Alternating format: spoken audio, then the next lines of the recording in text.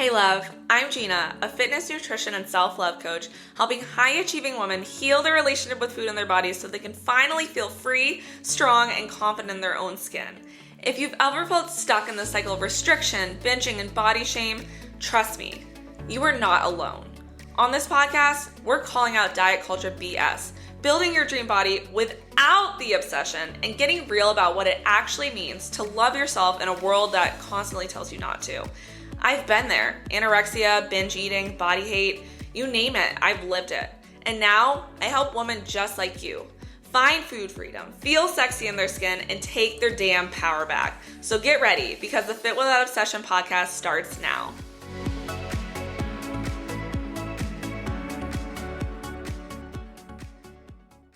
Hey guys, so today we're going to talk about a topic that I feel like is not talked about enough in the online space. And I get it. I know that you think that you're following the healthiest lifestyle and you have all good intentions, but a lot of the times when we are following a healthy lifestyle, it actually is disordered. And I really want to dive in today kind of the signs and symptoms that you can start to see if your healthy lifestyle is actually not serving you and it's actually harming you. Because for me, I used to live for being the healthy girl. I brought my own dressing to restaurants. I would never miss a workout. I would say no to birthday cake. I felt like it was like some kind of badge of honor. Like I was being good. I was being disciplined. And what I really just didn't realize is that it was making me sick. And the intention was from the beginning, from this healthy lifestyle standpoint, to build my health, to be happy, to be energized, to feel good in my skin. And I recognized that I had taken things way too far, and it was actually doing the opposite of that. I was actually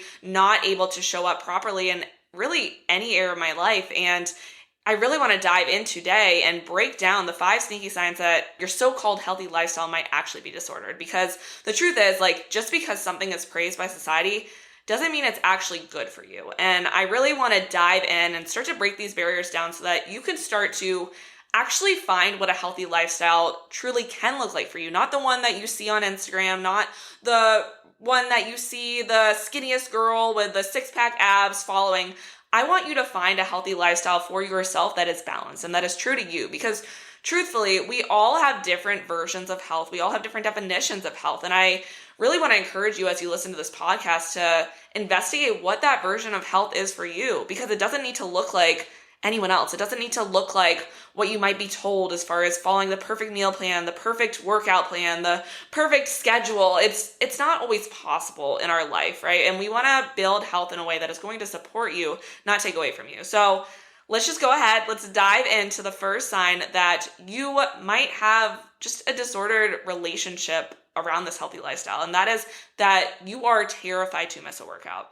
And I get it. I used to plan my entire week around my workouts. Like I go to the gym sick, sore, burnt out, and missing a session like seriously made me feel physically uncomfortable. I felt like I was falling behind, and I was just terrified that if I missed a workout, I would lose everything. I would lose all my progress. I would become fat tomorrow. I was a failure. I wasn't disciplined enough. And that truly was rooted in fear, right? That wasn't rooted in anything that was actually supporting my health. It was really just this scared mindset that I was not good enough if I didn't hit 5 million workouts a week. And I want you to think for a second. I really want you to ask yourself, if rest makes you feel anxious, if you feel like a lazy failure for taking a day off, is that really healthy?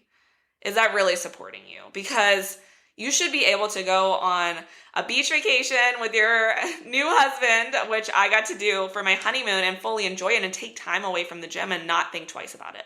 Obviously, we want to move our bodies. It is good for us. It's good for our health. But when we take it to that extreme that we feel like we literally can't give up a workout or else the world is going to fall apart, then that is not healthy, right? Because movement should feel like empowerment. It should not feel like punishment for you. And I want you to start thinking about movement in the sense that it should really support your life. It should not control it. So if you really right now are feeling like it is controlling you, then that is definitely the first sign that your healthy lifestyle is actually coming from a disordered place right now.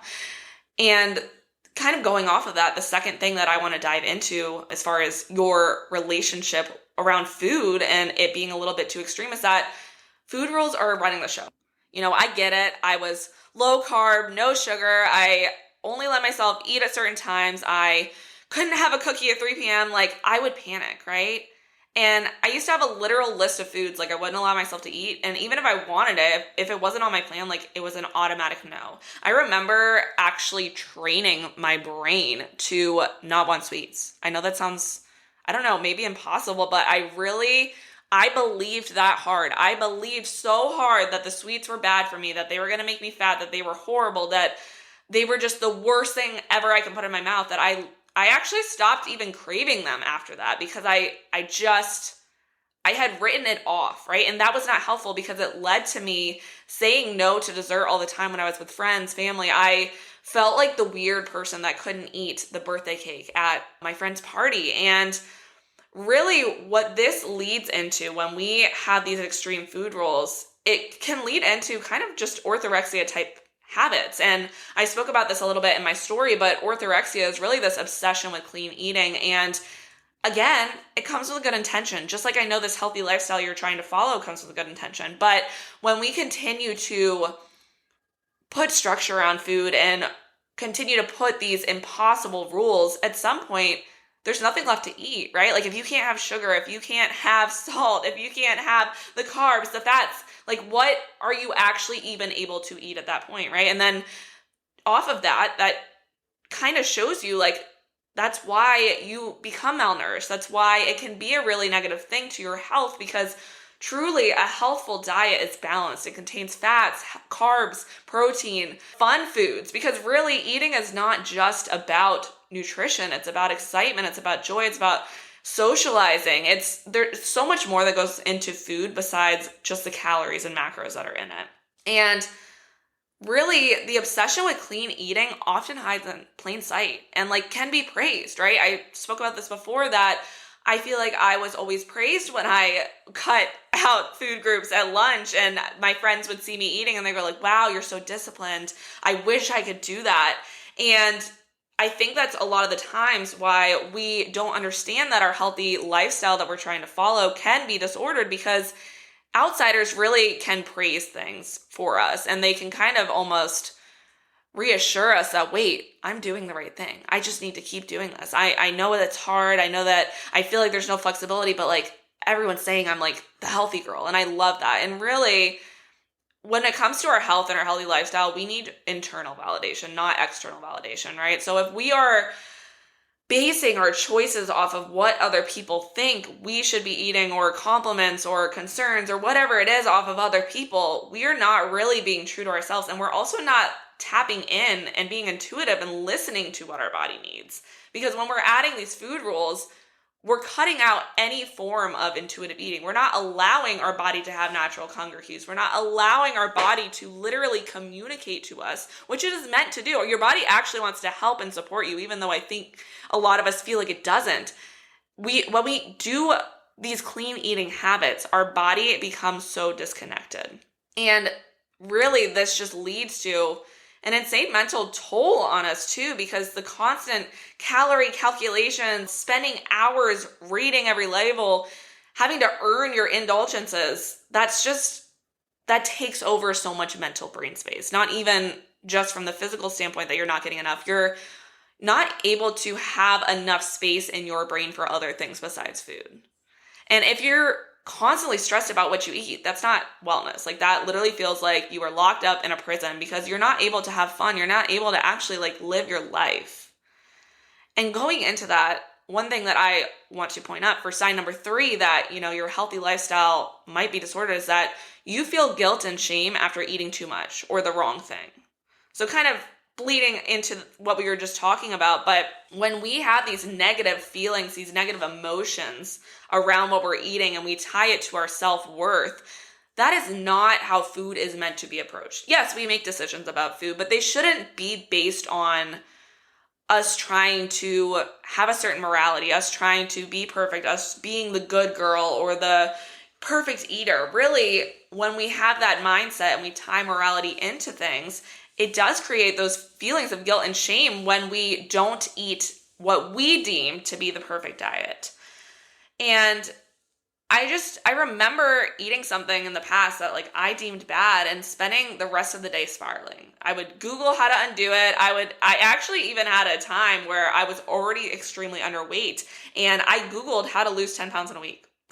Just because it wasn't even that I wanted to like lose weight per se. I knew I was underweight, but the fact that I ate something off of my bad list made me feel like, oh my gosh, I'm going to gain 50 pounds by tomorrow and I need to make up for it. And I need to figure out how I can be good tomorrow. And I promise I'm going to be good tomorrow. And I'm never going to do this again. And it would just be this constant spiral because we know what happens is that this really leads into and fuels the binge restrict cycle. And so when we have this guilt, when we feel this shame, when we maybe ate a little bit more than we wanted to, instead of just approaching ourselves with compassion, if we are hateful, if we are shameful, we start the next day trying to be even more extreme, trying to be even more restrictive. And that our bodies and our brains are not going to be able to follow that trajectory. What's going to happen after restricting more, not eating enough, it's going to make your brain want that food even more. Because your brain like I said before, your brain and body, they want to take care of you. They actually care about you.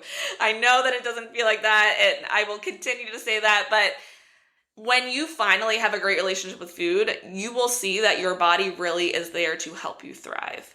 And I just want you to know that if you overeat, if you binge, if you did eat a lot of food that you think is the wrong food, you didn't fail. Like, you just broke a rule that wasn't meant to be there in the first place. Because really, that's what I want to bring up, is that these rules are not productive. They actually are hindering us from growing into our most confident self, from growing into our most healed self. So they're not actually there to help you. We really need to start rewriting and getting rid of these rules so that you can stop feeling that shame.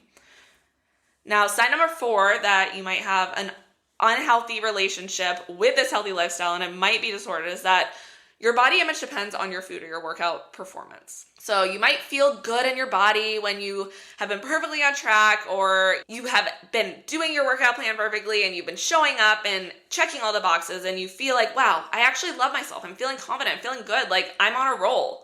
But then if you have one off meal or you skip a workout, like, suddenly you literally hate your reflection. You go, oh my gosh, I look fat. I'm horrendous. I gained 20 million pounds. Like, how could I have done that? How could I have messed up so badly?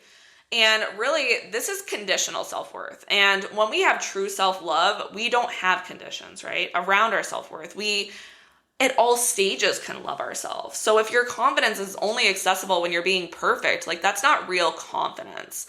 And this is a hard thing to overcome because, again, we're encouraged that this healthy lifestyle that you're following is healthy, right? That's what it was meant to be in the first place. So when we start to have that self-worth based off of how we're showing up, then we are not going to be happy with ourselves because we're not going to be perfect. We're not perfect humans. Like, we're not perfect beings. We can't be perfect. That's physically impossible. So one thing I want to share is that I actually had a client who was making insane progress. She started working with me and we were working through her relationship with food, and it was feeling good. Everything was feeling great. And she actually was starting to see changes to her body image and appreciate her body. But when it came to workouts, if she had a week where she didn't hit all of her workouts, she would spiral and she would think she lost all her progress. She undid everything. And even though she was feeling herself properly, she was doing workouts, she was very fit, she was actually seeing body composition changes in a positive way. Like, because she wasn't perfect 24/7 that week, she would just melt down. And really the way we overcame this is recognizing that, like, body image it can't be tied to what you're eating. It can't be tied to what workouts you're doing. It really needs to be healed from a place that no matter what, you can love and accept your body. And we're definitely going to dive into that more. I promise that's going to be a big topic that we'll talk about in this podcast. But just know that, it's not normal to feel this conditional self-worth. We can get you to a place where you can feel confident and happy and full of life all the time. So sign number 5 that your relationship around this healthy lifestyle might be disordered is that you're anxious around food, rest days, or social events. So I want you to ask yourself, if like a friend invited you out to dinner, what is your first thought? Because I know for me in the past, and what it might be for you right now, is what am I going to eat? Or, how am I going to make up for this? Or how am I going to restrict tomorrow so that I can get back to my low weight if I have to eat out? And you would just go into this spiral, right? But that's not flexibility. That, again, is stemming from fear, because yes, it's great to have a structured workout plan. I encourage that. I encourage my clients to follow one. That's how you can make progress in the gym. It's great to have structure around food as far as meal prepping and meal planning, because it helps make your day run a lot smoother and make sure that you get all the nutrients in. But also, a routine is meant to be flexible.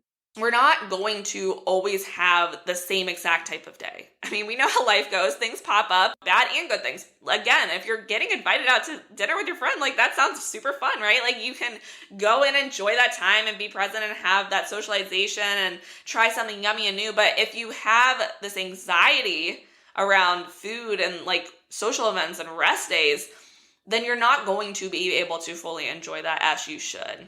And really, real health is all about adaptability. It's not saying that you don't care, you're not healthy if you go out to dinner and you eat something different. It's actually saying, hey, I trust myself, I trust my body enough, I know my body is healthy enough that I can eat this, and I'm still gonna be healthy afterwards.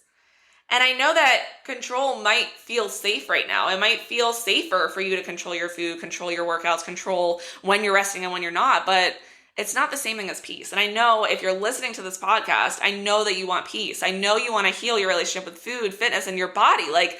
That's why we're here. And we want that peace. And you want to feel like you can finally breathe and have that space in your brain to think about other things besides this obsession with food and fitness. And really, you deserve a life that allows for joy and connection. Not one where your mental load is taken up by macros and step counts, right? So I don't want you to freak out.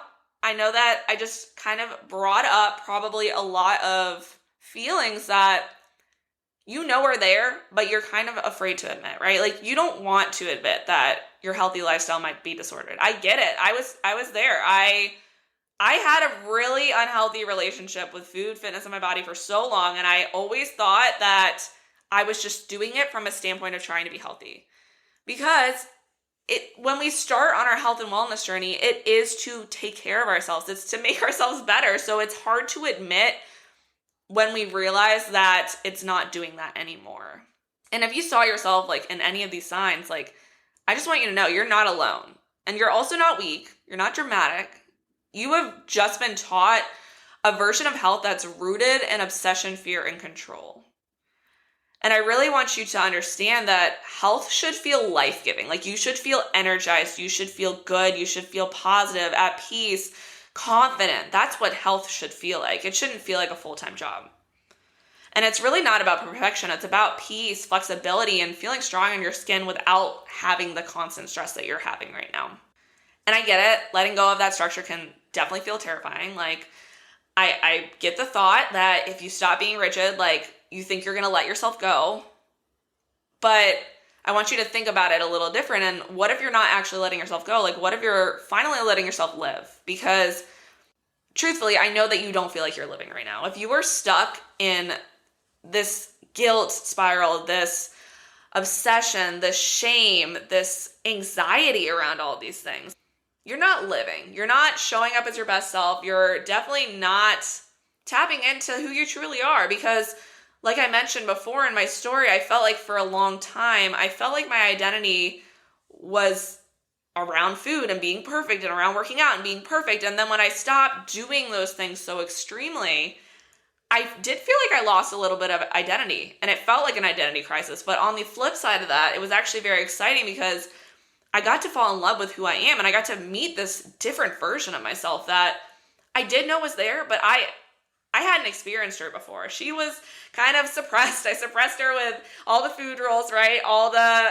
just forced workouts and thoughts around my body constantly. But she was there, and she wanted to show up. She wanted to come out. And I can tell you, I am so much happier. I'm so much more confident. I'm so much more clear about who I am now that I've gone through this healing journey. And I've lived both sides of this, so I can, again, relate to where you're at. I used to have a full-blown eating disorder and just complete restriction around food and just this food chaos. And I promise that there is a way to feel strong. and free and confident in your body without obsessing over every bite or a workout. And I really want you to know that you can actually start taking some powerful steps this week. And that's what I want to leave you with on this podcast is understanding, yes, maybe you're feeling lost and stuck. And a lot of the things I brought up on this podcast today really did kind of call you out. And like, that's okay. But what's not okay is continuing to let yourself stay stuck, right? We need to start recognizing that if you do want to heal, it's going to be uncomfortable. It's going to be messy. It's going to require you doing things that you previously have not wanted to do because you have all these rules and we need to start unlearning them. And by unlearning them, we need to actually take action, not just say we're going to do something, not just do all the research, do all the reading, and then do nothing about it. It's about you actually showing up for yourself. So if you're ready to start healing, I want you to give yourself unconditional permission to eat one food you've labeled as bad. I'm not saying give up the way that you've been eating completely, and just give up all those food rules, eat all the carbs, eat all the junk food that you think is junk that's not actually junk, right? Because we know that there are no good and bad foods, right? But I want you to understand that you're probably not going to be able to move forward if you try to do everything all at once. We're really going to talk a lot about on this podcast, taking baby steps and encouraging that, because that's going to be what's going to build momentum, and that's going to be what will build trust with yourself. So I just want you to pick one food. Doesn't have to be everything, like I said. And I just want you to practice feeling peaceful with that, right? So eat the food, sit with it, taste it, and then let yourself be satisfied. Don't let those thoughts pop up about how you should feel guilty because it's bad food. I want you to literally tell yourself, hey, Gina told me this is actually a good food this week, which it is, right? All foods can be good. So what I would say is tell yourself that, no, I shouldn't feel guilty about this, and let yourself feel satisfied. Enjoy it. And it might be hard. I'm not going to lie. It's going to be hard. You're going to have those thoughts want to creep up. But I want you to understand that you are making the choice whether you feel guilty or satisfied. No one else is making that choice but you. No one is telling you that, let's say you pick a cupcake, no one is telling you that it's a bad food. You're telling yourself that. So you can also allow yourself to feel the emotion you want to feel. And the second thing I want to challenge you to do is take one intentional rest day without making up for it later. Because there's a difference, right? We could take a rest day and then, oh my gosh, I need to get 2 extra workouts in this weekend because I took a rest day. No, we're not doing that. We're saying, okay, maybe you normally work out 6 days a week.